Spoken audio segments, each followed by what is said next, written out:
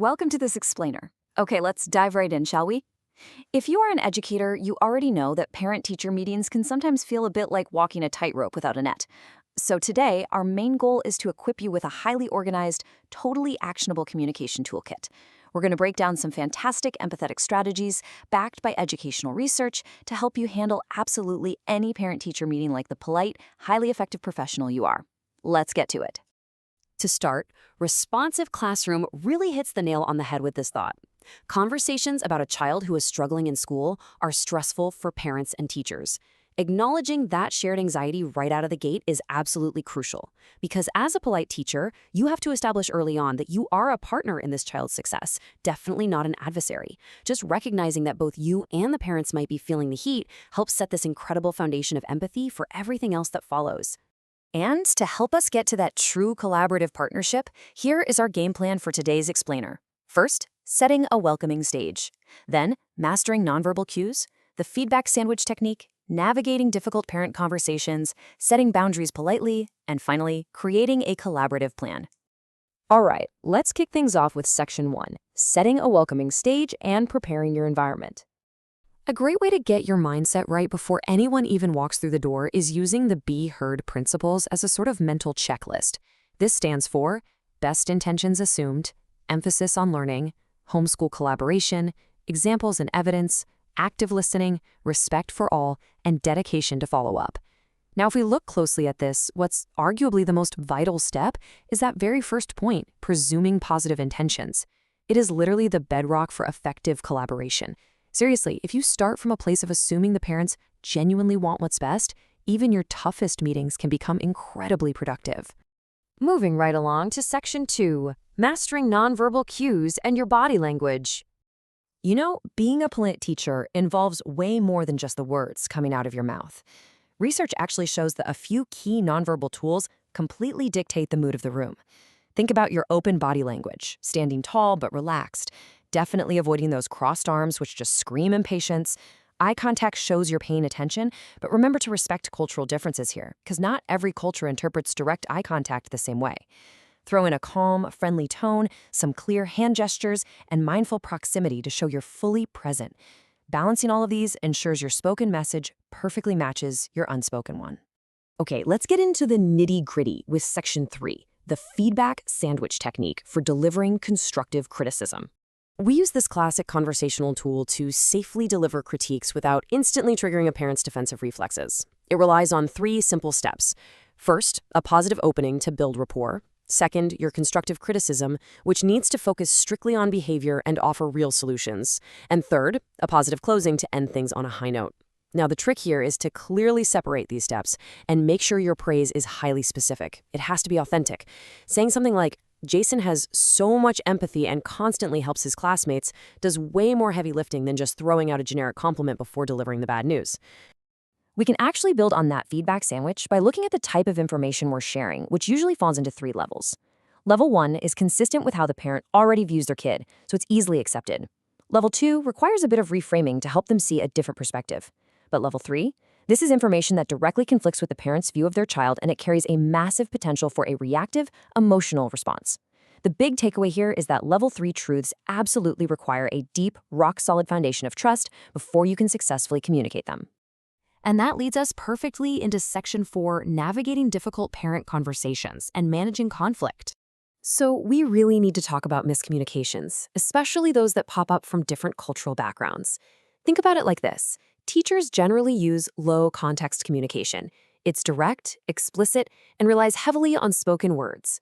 On the flip side, culturally and linguistically diverse parents might lean toward high-context communication, relying much more on nonverbals, silence, and deference to authority. This is a brilliant illustration of why wires get crossed. A teacher might completely misinterpret a parent's quiet, high-context silence as a lack of engagement, when in reality they are just respectfully deferring to the teacher's expertise.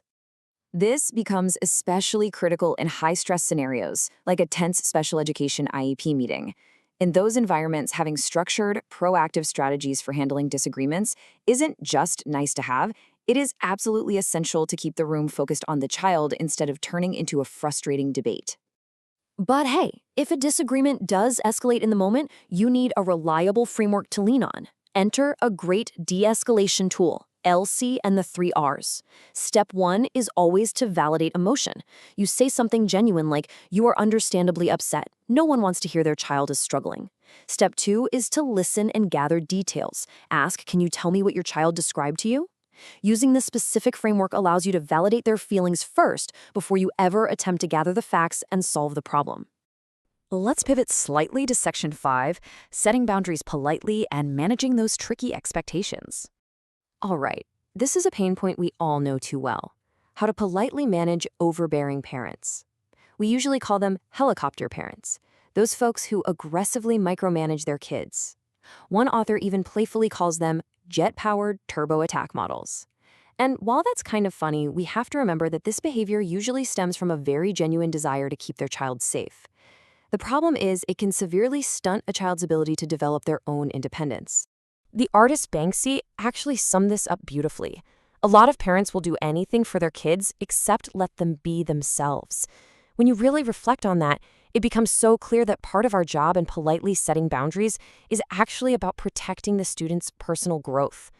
We're giving them the space to learn how to solve their own problems. So, how exactly do we manage this politely? Well, the source material gives us some very actionable steps. First, establish your communication boundaries early on. Let them know exactly when and how to reach you, and set very reasonable expectations for your response times. Second, keep detailed documentation of your exchanges to prevent any misunderstandings down the road. Third, politely educate them on how stepping back a bit actually builds their child's social emotional independence. And fourth, actively foster student responsibility inside your classroom. It's a structured approach that eases parent anxiety without letting them run your life. Finally, let's wrap things up with Section 6, creating a collaborative plan to ensure a shared path forward. To successfully close out any meeting, you need an actionable path forward. And it starts with an incredibly simple but powerful language shift. Emphasize the word we instead of you or they. Asking something like, "How can we work together to resolve this?" is just brilliant. It completely removes any feeling of judgment and instantly reframes the whole dynamic into a collaborative team focused on a shared goal. You're going to want to pair that team mindset with I statements and a healthy dose of open-ended curiosity. Asking things like, "Tell me more about why they might be feeling that way," invites the parents to actually suggest the solutions. A lot of times, teachers feel this immense pressure to have every single answer, but this technique turns the parents into true partners in the problem-solving process. And then you seal the deal with a concrete action plan. You need to be hyper-specific here about the activities happening both at home and in school. Establish clear timeframes for when these things will happen. Always schedule your next check-in or follow-up call before they leave, and bring the student into the process whenever it's appropriate. If you dedicate the last few minutes of your meeting to building this concrete plan, you guarantee everyone walks out of that room completely aligned on the next steps. Wow, we have covered a tremendous amount of ground today, building out a comprehensive, polite, and super effective communication toolkit. So I want to leave you with this final provocative thought. How will you link your next parent-teacher meeting directly back to learning and student success? By presuming positive intentions, mastering your nonverbal cues, and guiding those tough conversations into collaborative action plans, you are now completely empowered to turn your next conference into a massive win for your students. Thank you so much for focusing in with me today, and I will see you in the next explainer.